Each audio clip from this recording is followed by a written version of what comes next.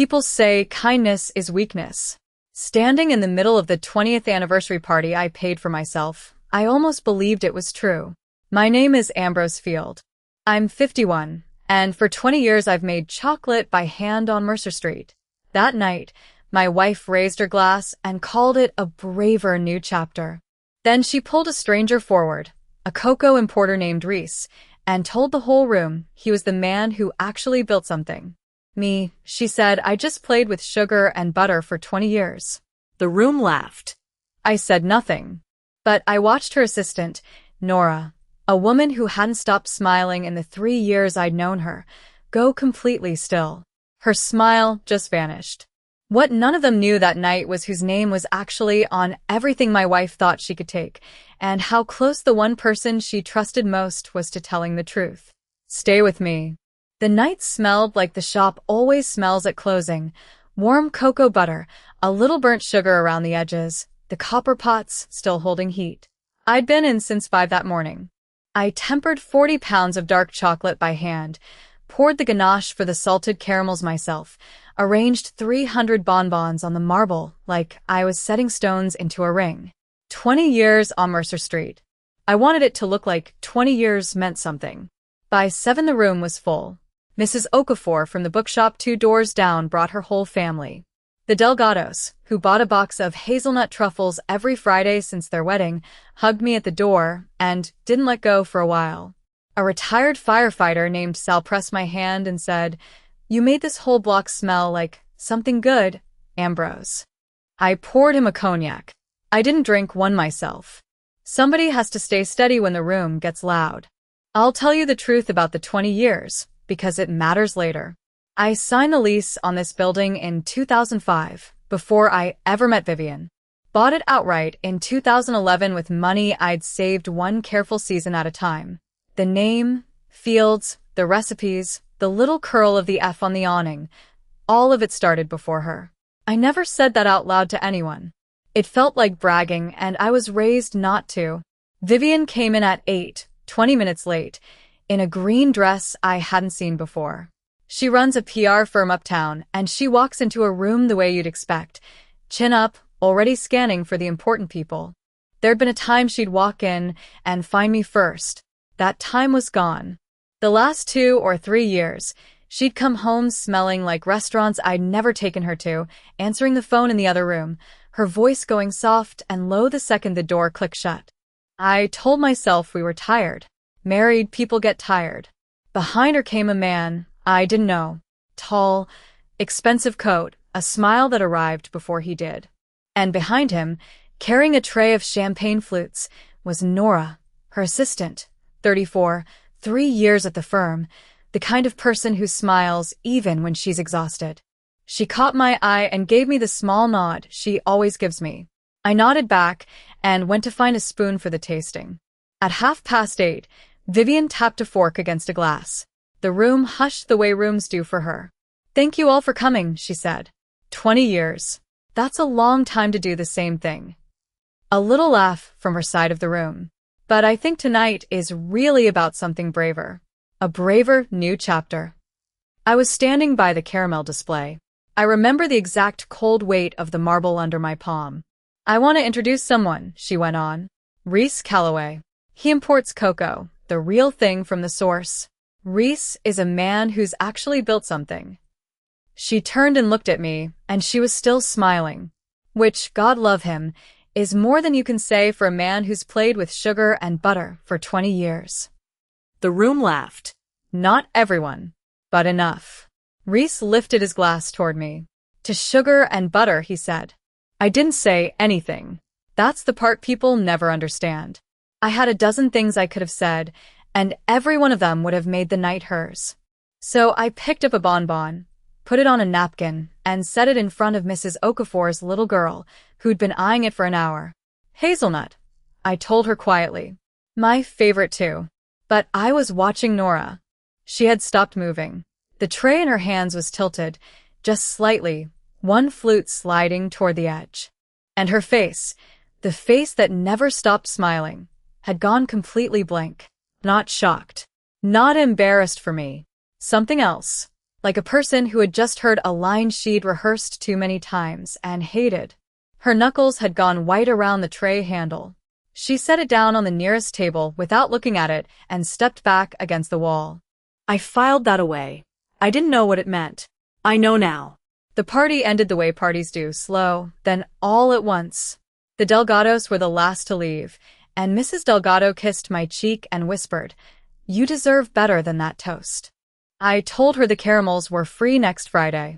Then it was just me and Vivian, and Reese by the door with his coat already on. Vivian came over.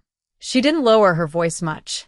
She looked at the trays, the candles, 20 years of my hands, and she said, "Ambrose, please don't make this harder than it needs to be." She picked up her purse. Reese held the door. The little bell over it rang, the same bell that's rung for 20 years, and then they were gone. I stood there alone in a room full of candles I'd lit myself, still burning, and started, one by one, to blow them out. The last candle left a thread of smoke that hung in the air longer than it should have. I wiped down the marble counter, put the unsold truffles in the cooler, and drove home to a house that was already dark.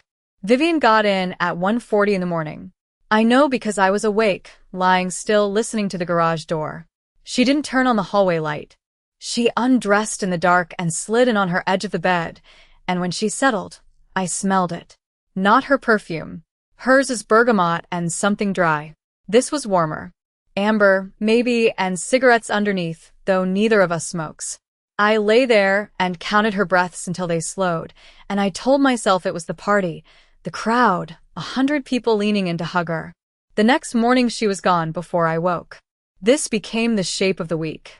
She'd come home, set her phone face down on the counter, and take her calls out on the back step with the door pulled almost shut.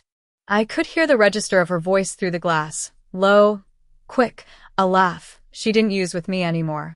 Once I opened the door to bring her tea and she said, "I'll call you back," and hung up and looked at me like I'd walked in on something.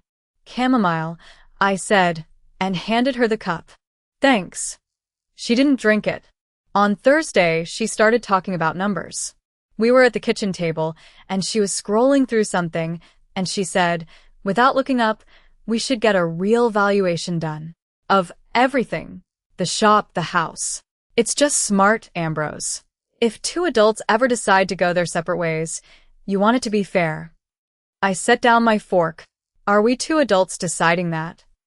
I'm speaking hypothetically. You don't speak hypothetically. You bill by the hour. She smiled at that, the way you smile at a slow child. See that? That's exactly it. You make a little joke and you sit still. 20 years, and you've made the same 40 chocolates on the same street. You never move forward. You never have. I thought about the wall behind the register. The lease from 2005, framed, and next to it nothing, because I never framed the deed from 2011 when I bought the whole building outright. I thought about that, and I didn't say it. I've learned that the things you don't say are the only things that stay yours. The truffle recipe's the same because it's right, I said and cleared the plates. Here is the part one keep coming back to. If she'd wanted to leave, she could have said so. I would have been quiet and I would have hurt, and I would have let her go. What she wanted was something else, and I couldn't see the shape of it yet. I only felt it. The sense of standing on a stage in a play where everyone else had the script. Saturday, I did the laundry. She'd left a blazer over the chair, the charcoal one, and I checked the pockets the way you do before the wash, and that's when the week stopped being a feeling and became paper. A business card. Heavy stock, the kind that costs money, a law office downtown, Harrow and Vance, family law, a name and a direct line embossed, so I could feel the letters with my thumb. I stood at the machine with the drum still turning and read it 3 times. Behind it, folded in quarters, a receipt. A lease deposit. First and last month on an apartment on the east side, a street I didn't know, dated 6 weeks ago. 2 names weren't on it, just hers. Vivian Field.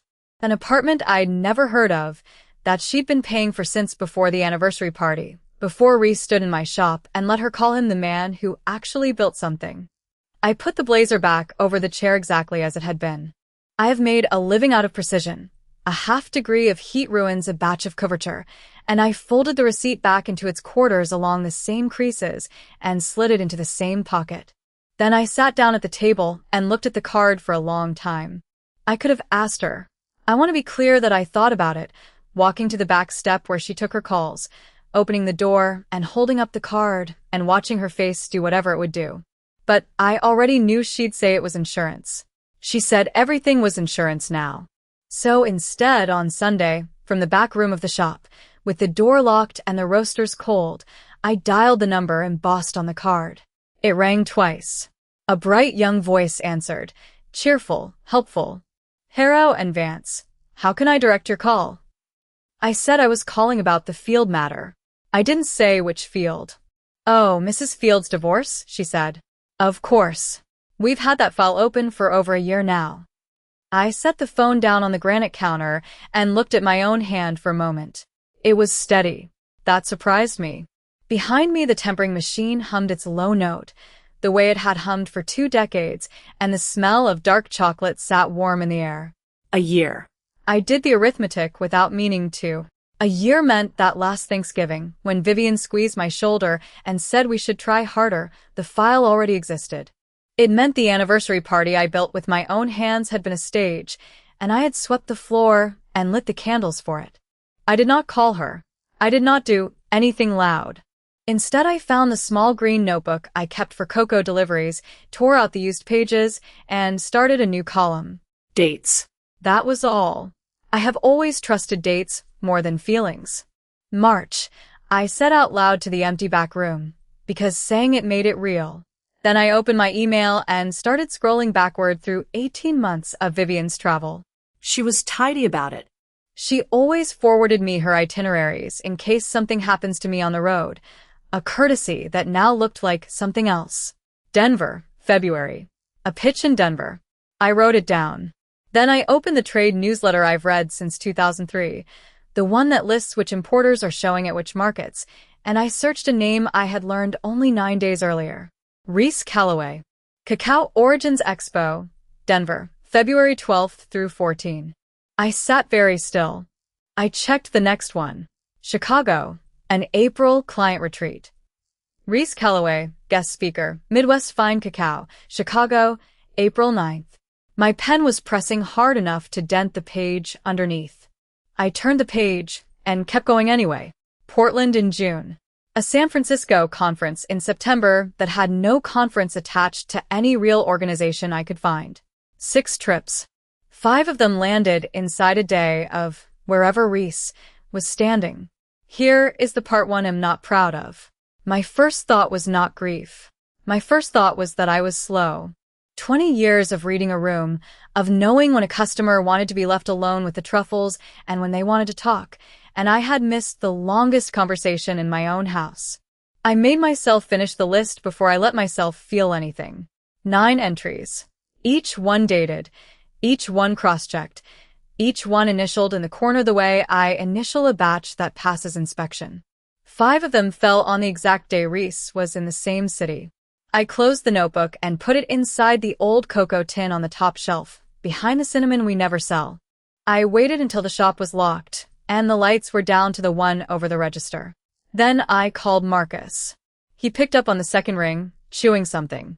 Marcus Odell has been my lawyer since before I could afford one, which is to say he was my friend first. Ambrose. It's 9 at night. Somebody die. I need to know what I can lose, I said. The chewing stopped. Lose how? Vivian's had a divorce file open for over a year. There's another man. I think they're planning to come after the shop. He was quiet a beat too long, and that silence told me he was already working. Okay, he said. Okay. Don't sign anything. Don't move any money. Don't close any accounts. Don't do one single clever thing. You listening? I'm listening. First thing tomorrow, you go into that back room and you dig out every original document you have. The building. The lease from '05. The trademark registration. Anything with the name Fields on it and a date before you married her. I want the paper, not the story you remember.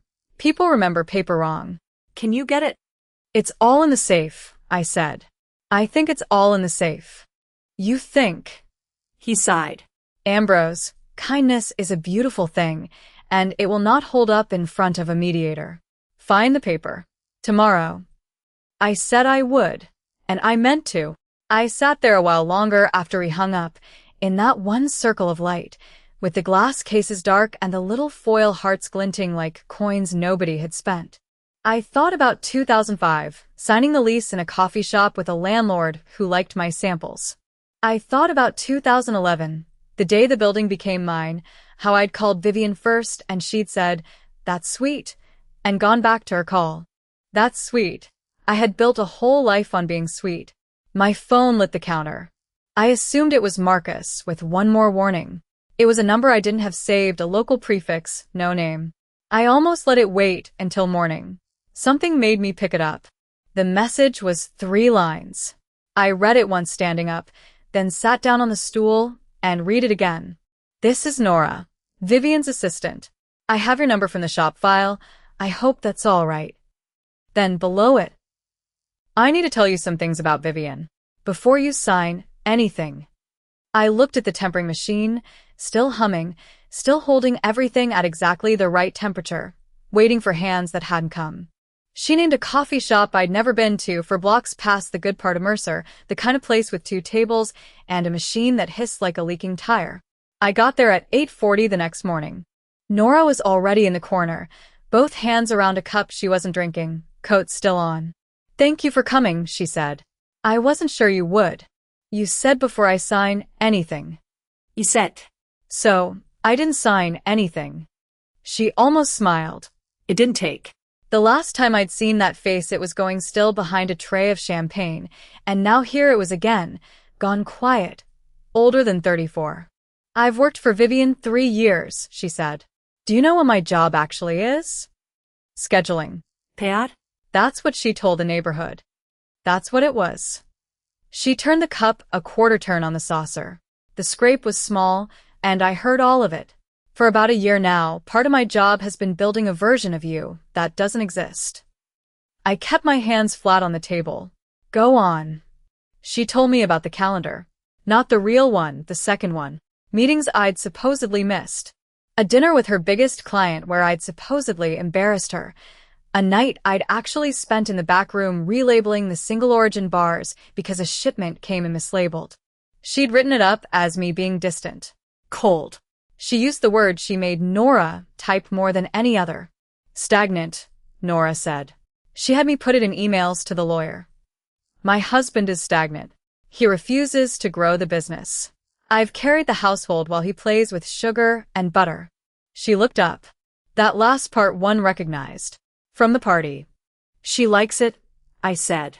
"The sugar and butter line. She's had it a while. Longer than you know." I want to tell you I felt something big right then. I didn't.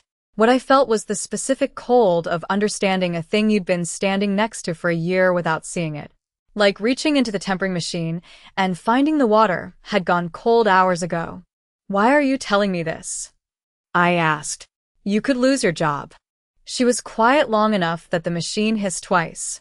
8 months ago, a press release went out with a wrong embargo date. Big client, a bad look. It was her mistake. She changed the date in the shared doc and didn't tell me. Nora's thumb pressed white against the cup. She stood in her office and told the client, in front of me, that it was my error, that I was still learning. I nearly got walked out that afternoon. She let me sit in that for 2 days before she saved my job. A short breath. That's when I understood what I was to her. Not an assistant. A place to put things she didn't want on herself. There it was, the reason under the reason. She hadn't come for me. She'd come out from under something. "I'm not doing this for you," she said, as if she'd heard me think it. "I don't really know you, but I'm done being the hands she uses." She took out her phone, unlocked it, and slid it across the little table until it touched my cup. "Scroll up," she said, slowly. I did. The thread was long. Vivian's name at the top, that clipped way she wrote, no greetings, no ends. I read one that said, "Need you to build 2 dinners into March, backdate the invites so they look sent in January." I read another, "If he asks about the East Side apartment, say it's a client rental, don't elaborate." My eyes went over the words twice. The way you check a scale you don't trust. There's a receipt in there too, Nora said quietly. The apartment. 6 weeks ago. She had me file it under a vendor name. Then I hit the one that stopped my thumb. Doesn't matter what he keeps in his name. By the time valuation's done, the shop reads as marital. Marcus taught me that word once in a different life, marital. What the marriage owns. The line under it. Get him to look slow and lazy on paper. We squeeze the shop out of him, or we squeeze him for it. Either way, the shop's the prize. I set the phone down. I straightened it, so the edge lined up with the table's edge. I don't know why I did that. My hands wanted a small correct thing to do. You understand what you just showed me? I said. It wasn't a question. That it was never really about the divorce. Nora nodded. It's about Fields. It always was. Reese and the braver chapter and all of it. That's decoration. She wants the shop. 20 years. The lease I signed in 2005, standing on Mercer in the rain because the previous tenant had left the lock painted shut. The building I bought outright in 2011, the first thing I ever owned that no one could take back. The recipes I'd never shown her because she never once asked to see them. They sat in the safe in the back room, in my name, from before the ring. She hadn't wanted to know how it was made. She'd wanted to know what it was worth. Can I get copies of these? I asked. You can have all of it. I made a backup last week. She said it plainly, the way you report the weather. Then something crossed her face and she leaned in, lowering her voice even though we were the only 2 people in the place. One more thing, she said. And you're not going to like it. I waited. Nora said one more thing that put ice down my spine. You should find out who Reese really is. She wrapped both hands around the cold cup again. He's not rich the way Vivian thinks he is. The morning after I met Nora, I did what I hadn't done in 3 years. I called Delphine Ori. Delphine has been sourcing beans out of a warehouse in Red Hook since before Fields had a second display case. She's 70 now, still answers her own phone, still coughs like the roasting drum lives in her chest. I told her I was thinking of adding a single origin bar for the holidays and wanted to know who is moving Ecuadorian Nacional this year. You don't need a name, she said. You need me. What's this really about, Ambrose? I stood in the back room with the phone against my shoulder, running a thumb along the edge of the steel table. The room smelled of cocoa butter and the cardboard of old boxes. I said a name. Reese Calloway. The line went quiet long enough that I heard the roaster ticking behind her. Where'd you hear that name? She said. It wasn't a question. I said he'd come around, that a friend was thinking of doing business with him. Half a lie. I've told fewer than a dozen lies in my life, and I could feel each one still. Tell your friend to keep her hands in her pockets. Her. She'd assumed. I let it stand. That man signed for 3 container loads out of Guayaquil in 2022 he never paid for. Papered the whole thing with a shell, Callaway Trade Partners, some address in Newark that turned out to be a mailbox. 2 suppliers sued. He settles just enough to keep it out of the papers. Then he does it again somewhere else. I wrote nothing down. I've learned that when someone is telling you the truth, the pen frightens them quiet. I just listened, and the ticking of her roaster kept the time. Here's the part one don't like, Delphine went on. The last year, he's stopped chasing beans. He's chasing businesses. Nice, clean, boring ones. A bakery in Providence. A little olive oil importer. He offers to partner, runs money through their books, and by the time they understand what a commingled account is, he's gone, and they're holding the tax bill. She coughed. He needs a front, Ambrose. Something with 20 years of clean receipts. Something a bank looks at and relaxes. I have made ganache in that back room 10,000 times. I know the exact second the cream is about to break. There's a shine that goes dull, a smell that turns. I felt that same turn now, standing very still. 20 years of clean receipts. A shop everyone in the neighborhood trusts. He wasn't chasing Vivian. He was chasing the thing behind her. The thing he thought she could pry loose from a stagnant husband who only knew sugar and butter. I thanked Delphine. She said, whoever she is, she doesn't know, does she? I said I didn't think so. They never do, she said, and hung up. I made 2 more calls that week. A broker in Amsterdam I'd bought Criollo from since 2009 remembered Callaway as the one who wires late and apologizes early. A woman at a certification office in Brooklyn, off the record, over a box of my sea salt caramels that I walked to her myself, told me Callaway trade partners had been flagged twice for invoices that didn't match a single bill of lading. Cocoa that existed on paper and nowhere on earth. Ghost contracts. I turned the phrase over on the walk home. Ghost cocoa. All these years I'd made things you could hold and taste, and here was a man who'd built a whole life out of things that weren't there. Here is the strange thing I have to admit. Somewhere in that week, standing over Vivian's coat in the front hall, I stopped hating her for a moment.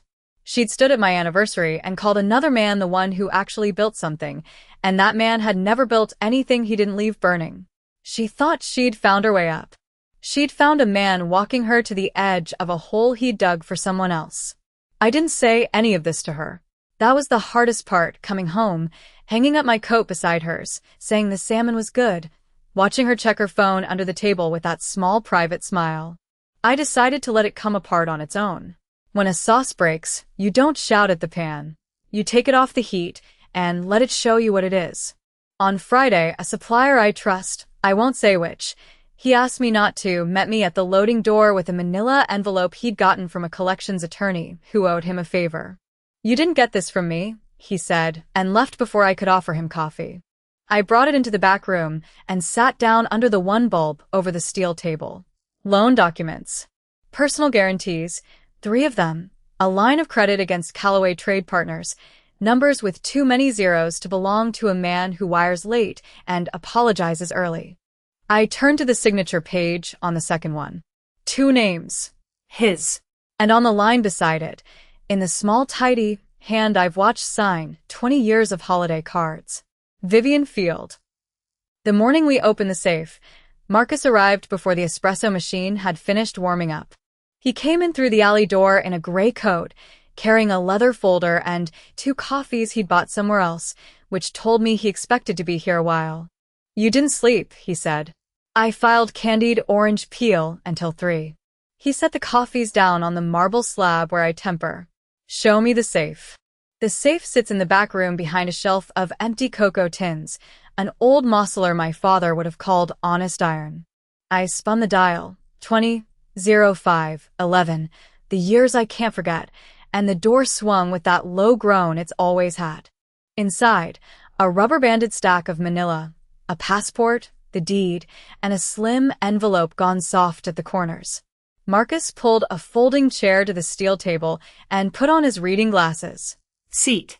We go 1 page at a time. You don't narrate. You just answer. "Iset." The room smelled of roasted nibs and machine oil, and somewhere out front the radiator ticked. He started with the building.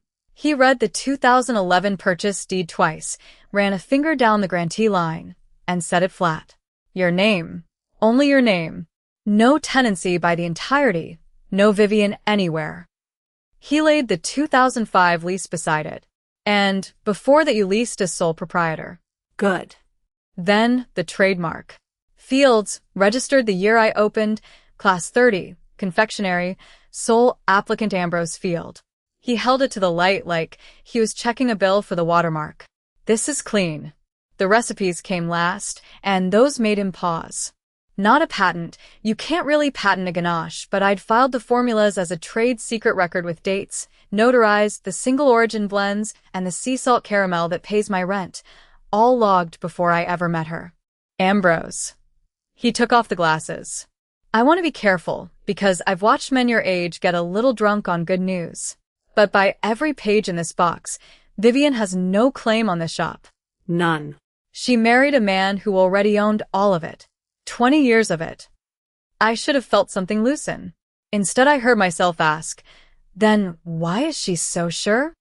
He didn't answer right away. He looked at the soft-cornered envelope still sitting in the safe. "What's that one?" "I don't know," I said. "I don't remember filing it. Here is the open loop I couldn't close. A man remembers the papers he chose.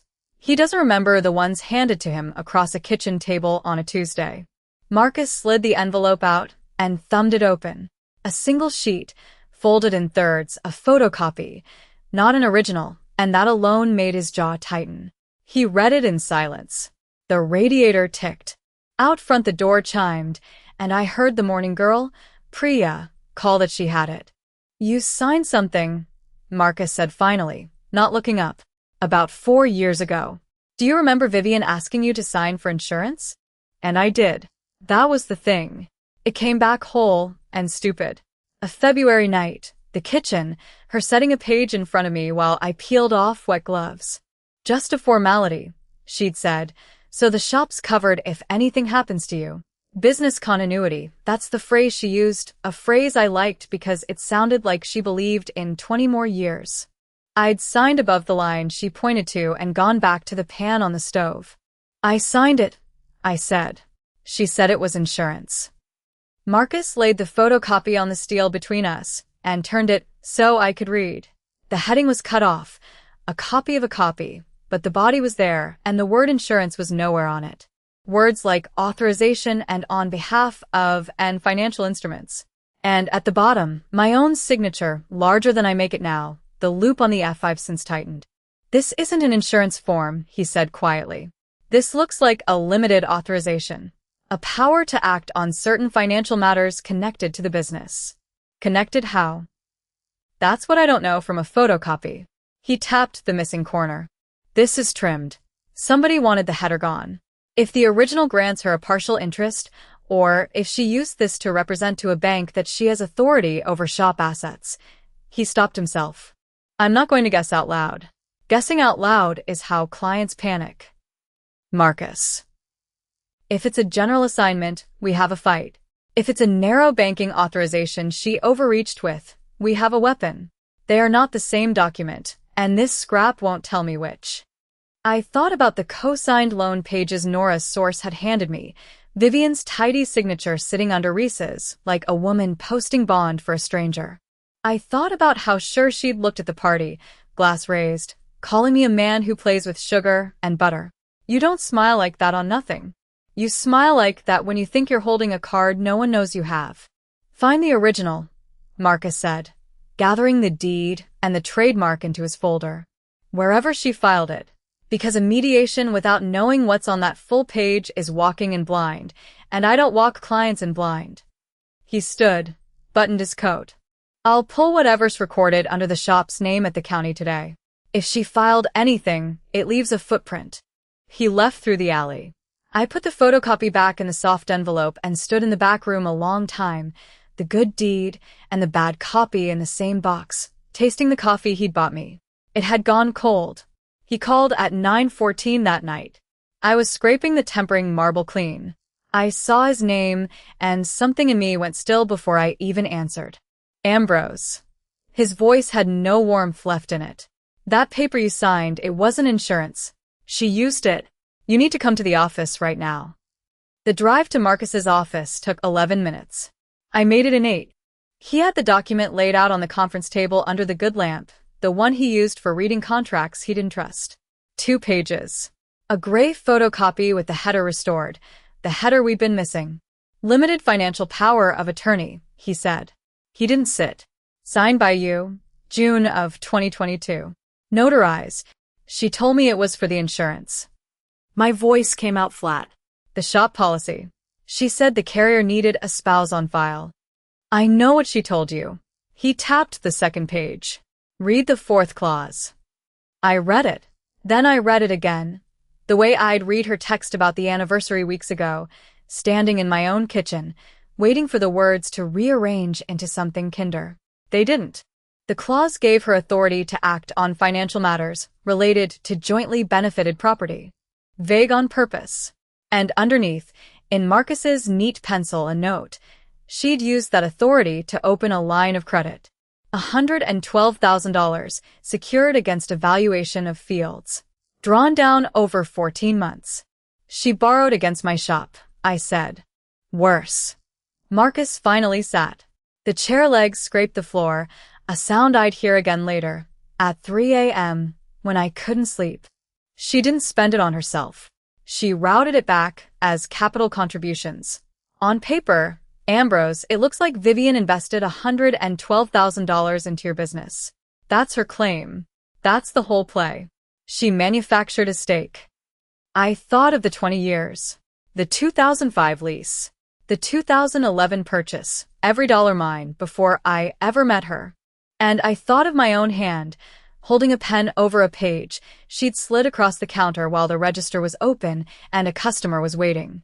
So the ownership documents don't matter, I said. They matter. They still say the building and the brand are yours alone. He rubbed his eyes. But she's not arguing ownership anymore. She's arguing contribution. And a contribution she can document is harder to knock down than a lie she can't. That was the first time I understood I could actually lose. The letter came the next morning. Harrow and Vance, on paper thick enough that I felt it before I read it. Certified. I signed for it at 9:15 with the delivery man watching me, and I carried it into the back room past the mélangeurs, past the cocoa tins, and I opened it standing up. It demanded I cease operations at Fields pending a formal valuation. It accused me, this is the phrase, I've kept it, of dissipating marital assets in anticipation of divorce. Continuing to sell chocolate, in other words, was theft. My 20 years of morning batches, evidence against me. I set the letter face down on the marble slab, the one still warm from tempering. I finished the tray I'd started. I don't remember tasting anything that day. Marcus was calm on the phone, which frightened me more than panic would have. It's a pressure letter, he said. You don't have to close. But I won't lie to you, this is a real hit. If a judge sees a documented six-figure infusion and a spouse who is kept out of the books, the optics tilt. We need to prove the contribution was fabricated. We need to show the loan was her instrument, not her investment. How? A pause. The kind he takes before he says something he'd rather not. We need the email where she planned it. The instruction to someone to build the paper trail. He let that sit. Which means we need Nora. And we need her willing. I called her that afternoon. She didn't pick up. She texted an hour later, and the message was shorter than any she'd sent me before. She thinks it's me. She's asking who's talking to you. She said, if it's me, I'm finished. Reference letter, career, all of it. I can't. I'm sorry, Ambrose. I have a mortgage. I read it in the doorway of the shop, one hand on the frame. Through the glass, I could see Mrs. Ferreira at the counter, waiting, holding up 2 fingers, 2 of the sea salt caramels, the way she did every Thursday for 9 years. I held up 1 finger back. Just a minute. My whole life kept moving at the speed of caramel while the ground opened underneath it. I typed 3 different replies to Nora and deleted all of them. In the end, I sent 1 line. I'm not asking you to burn yourself down for me. Take care of yourself. Then I put the phone in my apron and sold Mrs. Ferreira her caramels and told her the shop was fine. Everything was fine. The witness I needed was slipping. The one weapon that turned a scheme into a case, and I'd just told her to walk away. Maybe that was decent of me. Maybe it was the stupidest thing I did in the whole affair. I still don't know. That night I sat in the back room with the letter and the power of attorney side by side, and I did the arithmetic that keeps a man awake. If Nora stayed silent, all I had was my word against a notarized signature and a documented loan. My signature.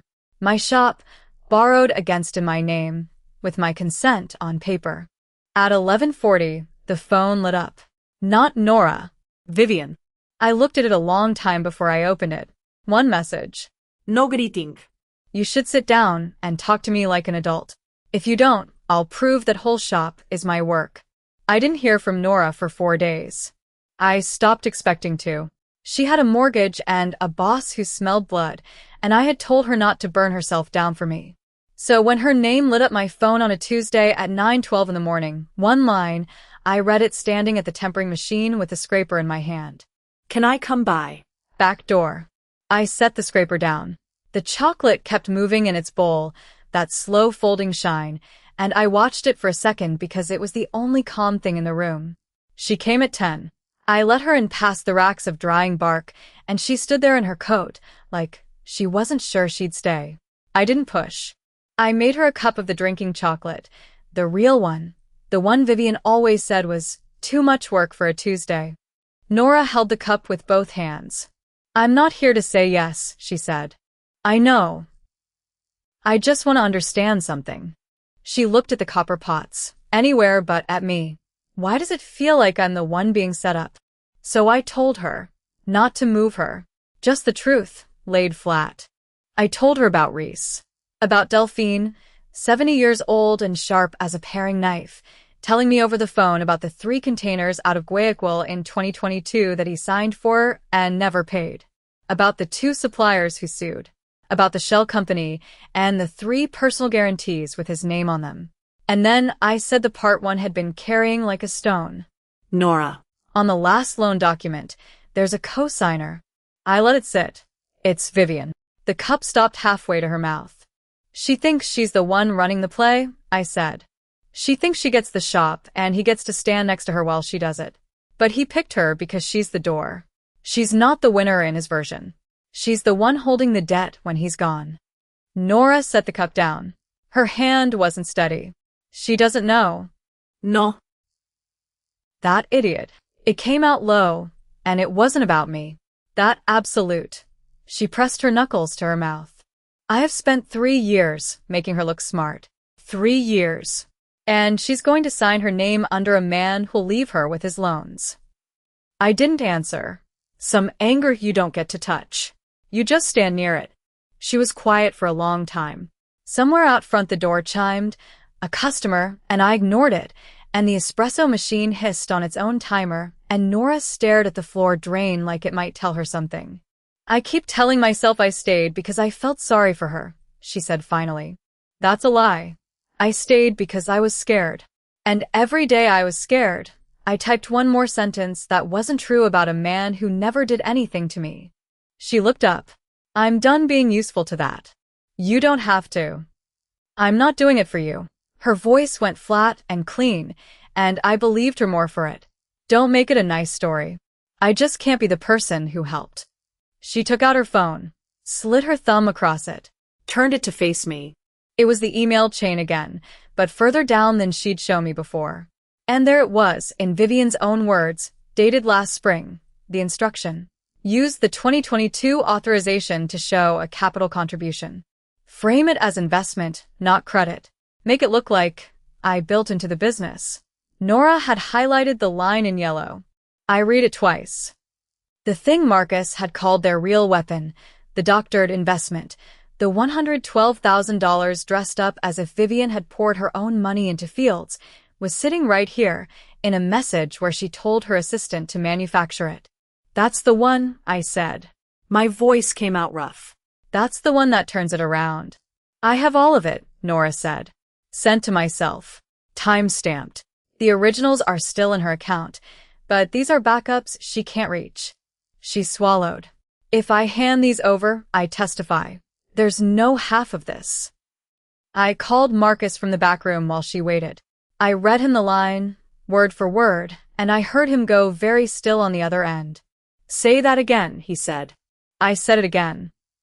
Ambrose. I heard a pen tap, once, twice. That authorization was the whole spine of their claim. If we can show she directed the fabrication, that she told someone in writing to dress a loan up as an investment, it doesn't just fall apart. It becomes fraud on the court. It stops being their sword. It becomes ours. A pause. Who has it? Her assistant.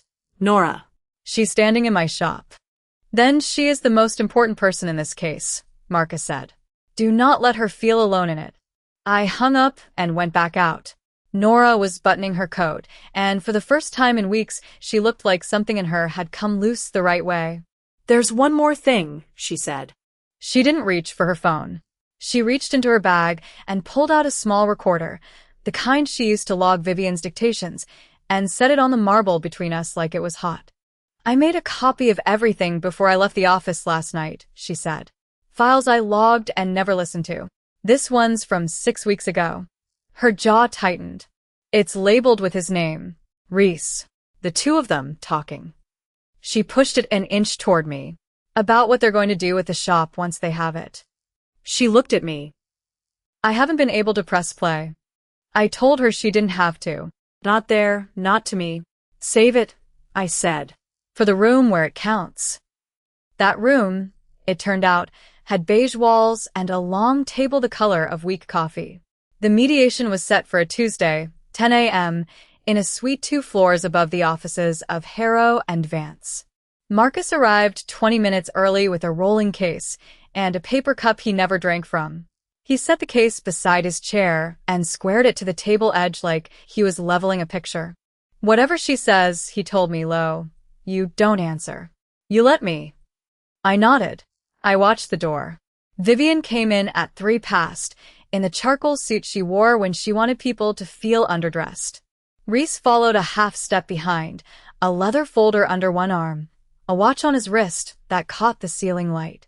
Her lawyer, a narrow man named Vance, shook hands with the mediator, a gray woman with reading glasses on a chain. Vivian did not look at me. She looked at the empty chair across from her and sat as if she'd chosen it. The mediator explained the ground rules. Then she looked at Vivian's side. Vance opened first. He talked about a marriage of investment and neglect. He said his client had materially supported the growth of Fields, while her husband declined, quarter after quarter, to modernize or expand. He slid a folder across the table. "Documentation of a capital contribution," he said. $112,000. I kept my hands flat on the table. The number sat in the room like a coin dropped on stone. Vivian finally looked at me then. Just a flick. The corner of her mouth moved. 20 years, she said, not to me, to the mediator, and he still weighs cocoa butter by hand. I couldn't watch it stall forever. I thought of the back room on Mercer, the scale, the paper safe with its code, May 20th, 11. I said nothing. Marcus had told me the silence was mine to keep. Marcus didn't rush. He unzipped the case. He took out 3 documents and laid them in a row, turning each so the mediator could read it right side up. "The building on Mercer," he said, "purchased outright in 2011, titled solely to Ambrose Field. The lease before that, 2005, his name only. The trademark Fields, registered to him. The recipes, filed and dated, his." He tapped each one once. "All of it predates the marriage or belongs to him alone. There is nothing here to divide." Vance said the capital contribution changed the character of the asset. Marcus reached back into the case. "Let's talk about that contribution," he said. He set down a single page. In 2022, Mr. Field signed what he was told was an insurance formality. It was a limited financial power of attorney. Ms. Field used it to open a line of credit, $112,000, secured against the very building she now claims to have improved. He let that sit. She borrowed against his property, then presented the loan back to this table as her investment in it. The mediator's glasses came off. Vivian's chin lifted a fraction. Vance leaned to whisper to her, and she waved him off without looking. "Speculation," Vance said. "It's documented," Marcus said. "And we have a witness." The door opened. Nora stepped in. I heard Vivian's chair scrape a quarter inch on the floor. Nora didn't look at her. She sat where the mediator pointed, folded her hands, and set a phone and a small recorder on the table in front of her. "I worked for Miss Field for 3 years, she said. Her voice was steady in the way of someone who had practiced, not shaking. "For most of the last year, my job was to build a version of Mr. Field that wasn't true. Fake calendar entries. Emails I was told to draft and backdate. There was a press release 8 months ago, sent past its embargo on purpose so it would look like he'd leaked it." She turned the phone toward the mediator and read the date, the subject line. Then Vivian's own words, flat and clear.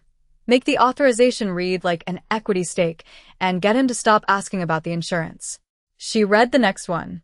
And the one after that, the line about the shop being the only clean thing worth having when this is over. Nobody spoke. The building hummed somewhere in the walls. Then Nora pressed the recorder. Vivian's voice filled the room, tinny and unmistakable, coaching someone through the story they'd tell. I watched my wife's face as she listened to herself.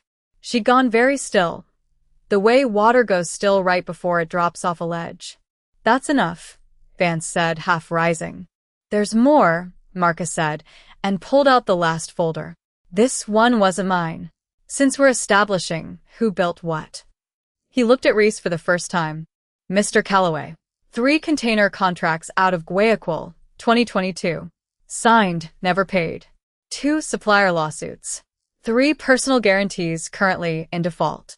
He set the pages down without ceremony. The capital that flowed toward this marriage wasn't flowing in. It was looking for somewhere clean to hide. Reese's color changed. It's a specific thing, watching a confident man lose the blood from his face. It happens from the jaw up. He set his pen down very carefully, as though it might make a sound. Vivian turned to him. Reese. Just his name. A question she already knew the answer to. He didn't meet her eyes either. In the space of 10 minutes, the 2 people who wouldn't look at me had stopped looking at each other. The mediator put her glasses back on and read the ownership pages again, slowly, the way you reread something to be sure the floor is really where you think it is. Vance asked for a moment with his client. Vivian wasn't listening to him. She was staring at the recorder like it might rewind on its own and give her a different 3 years. Miss Field, the mediator said gently, do you understand that the shop is not a marital asset? Vivian opened her mouth. Nothing came out.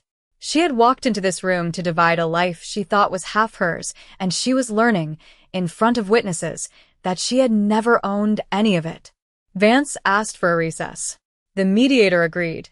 15 minutes. That's when Reese stood. Smoothly, unhurried, buttoning his jacket.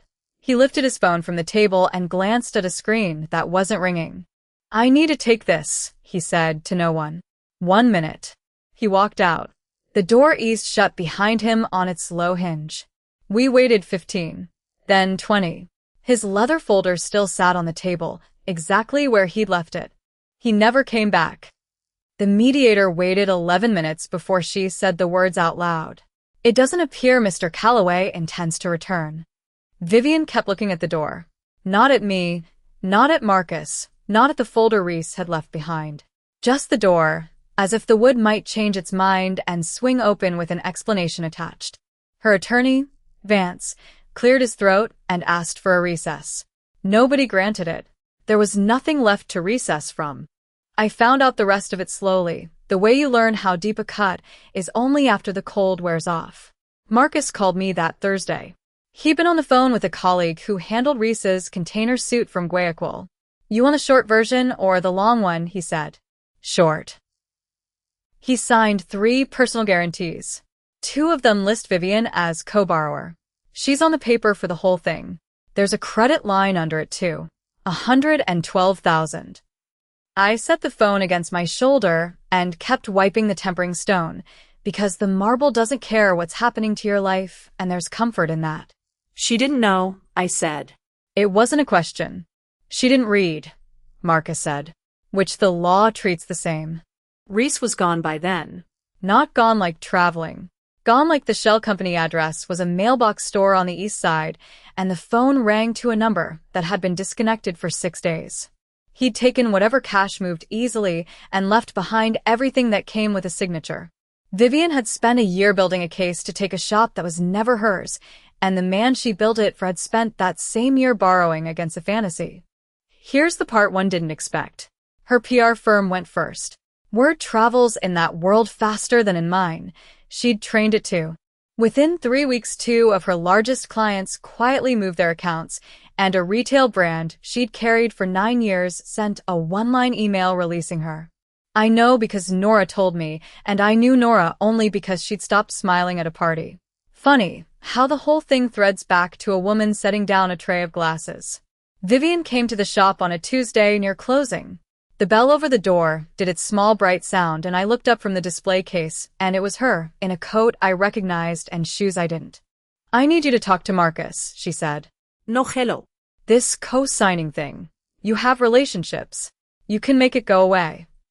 I capped a tray of sea salt caramels and slid it into the case. I can't make a loan disappear, Vivian. Neither can you. That's why it's a loan. You'd let me drown for it. Her voice cracked on the last word, and for a second the old thing rose in me, the reflex to fix her weather. I let it pass. I didn't sign it, I said. You did. She came back twice more. The second time she was softer, said things about 20 years and how she'd been unhappy in a way that had nothing to do with me, which we both knew wasn't true. The third time she stood at the counter and asked, very quietly, if I would just cover one of the guarantees. 12,000, she said, like a down payment on my forgiveness. I told her no, not cruelly. Just no, the way you say it once, and mean it forever. She looked at me like she was seeing the shop for the first time. The copper pots, the shelf of molds worn smooth, the little brass scale I've used since 2005, and I think she finally understood there had never been anything here for her to take. It was all mine. It had always been mine. I signed the divorce papers on a Friday morning at Marcus's office. Thick paper, thicker than it needed to be. I signed the front, initialed 4 pages, and set the pen down flat so it wouldn't roll. Marcus watched me the way old friends watch, ready to say something and deciding not to. You okay? He finally said. I'm lighter, I said. It was the most honest sentence I'd spoken in 2 years. Nora resigned from Vivian's firm the same week the clients left, though I suspect she'd have gone regardless, once there was nothing left to be complicit in. 3 years she'd given that woman, 3 years of carrying a mortgage and a fear of unemployment into all of this, and she'd walked away from her steady paycheck anyway to tell the truth in a room full of lawyers. That's not a small thing. Most people wouldn't. So, I did the one thing I could. I sat at the little desk in the back, past the cocoa tins where I'd hidden a notebook of dates that felt like evidence and now just felt like a bad year, and I wrote her a letter. Not a form reference. A real one. I wrote that Nora Bellecton was the most honest person I'd met in a decade, that she'd chosen her conscience when it cost her, and that any employer who landed her was luckier than they'd know. She got a job with a non-profit arts foundation 6 weeks later. She sent me a photo of her new desk. There was a small chocolate on it, one of mine, still in the gold foil. The shop came back. Not slowly either. The neighborhood on Mercer had heard some version of things, and they voted the way neighborhoods vote, with their feet, their dollars, their Saturday mornings. I hired a kid named Theo to learn tempering. I started sleeping again. Then came the first Saturday after all of it. I unlocked the front at 7, flipped the sign, and lifted the shade on the door. Claire Denny was standing on the sidewalk. She had a coffee in each hand and steam coming off both of them, and she smiled at me through the glass like she'd been waiting a while and didn't mind. I unlocked the door and let the cold in with her. She handed me one of the cups, and it was the good coffee, the kind from the place on Bell Street that closes at 10. You didn't have to wait out there, I said. I like the light on your window before you turn the sign, Claire said. It's a nice color. That was March. It is October now. And I want to tell you how the year settled, because a story like mine can end at the collapse and pretend that's the whole of it. It isn't. The collapse is loud. What comes after is quiet, and the quiet is the part one almost missed my whole life. The shop came back first. The Saturday after the mediation, I opened at 7 and there was a line to the corner. Mrs. Farrow from the bookstore bought 4 boxes she did not need. Theo, who runs the wine shop, put a small hand-lettered sign in his window that just said Go to Fields. Nobody said anything about Vivian. This neighborhood knows how to hold a man up without making him carry the reason out loud. I started teaching on Tuesday nights. 3 of them at first, a retired nurse, a kid named Sam who kept scorching his sugar, a woman who wanted to make truffles for her wedding. I'd stand at the marble slab and temper a batch while they watched the chocolate go from dull to glossy, that thin sheet that snaps clean when it's right. You'll feel it before you see it, I told Sam, and the 3rd week he did, and he looked up at me like I'd handed him something. I remembered being 29 and broke and standing at this same slab thinking, please let this be enough. Marcus called in June. The credit line's closed, he said. The bank went after the co-signers. You were never one of them. I already knew, but there was a thing I hadn't told him, and I told him then. Do you remember, at the party, Vivian said Reese was the man who actually built something? I could hear him waiting. Everything I own has had my name on it since before I met her. The building, the mark, the recipe. I just never said it out loud. I thought saying it would sound like I didn't trust her. Marcus was quiet a second. That silence almost cost you the shop, Ambrose. I know, I said. It won't again. That's the part one want to be honest about. For 20 years, I called my patience a virtue. I'd swallow the small cruelties and think, this is what a decent man does. He doesn't keep score. But there's a line between being kind and letting yourself be spent, and I never learned where it was until someone stood on it in front of me and named a stranger the builder of my own life. Kindness isn't the same as having no floor under you. I know that now. It only took me 51 years, and a woman with a champagne flute. I saw Nora once more in August. She came in wearing a blazer that fit her, which is a small thing, but she'd spent 3 years shrinking, and now she took up her own space. The arts fun suited her. She bought a box of the sea salt caramels and set it back down. I want to ask you something, she said. At the party. You saw me stop smiling. I've wondered how. You were holding a tray of glasses, I said. Your knuckles went white on the edge of it. Everyone else was watching Vivian. I was watching the one person in the room who looked like she'd just heard the truth and hated it. Nora looked at the counter for a moment. I almost didn't come to you, she said. But you did. I slid the caramels back across to her. On the house. You don't work for her anymore. You can take a gift. She laughed, and it was a real one, and she took the box. People ask if I feel good about how it ended for Vivian. I don't. I heard the PR firm folded in July, that she moved to a place near her sister, that Reese never surfaced, and neither did the money. She wrote me a letter once. I didn't answer it. Not out of spite. I just had nothing left to say that would help either of us, and I've stopped setting myself on fire to keep other people warm. That's the whole lesson, if there is one. You can be soft and still have a spine. The two were never enemies. This morning Claire came by before her first lesson. We didn't say much. She watched me pour a fresh batch into the molds, tap the tray twice so the bubbles rise, and she said the shop smelled like the inside of a good day. Then she went to teach some 7-year-old the scales, and I turned the sign, and the bell over the door rang the way it has for 20 years. The sugar's still sweet. My name's still on the glass. And for the first time in a long time, both of those things feel like mine.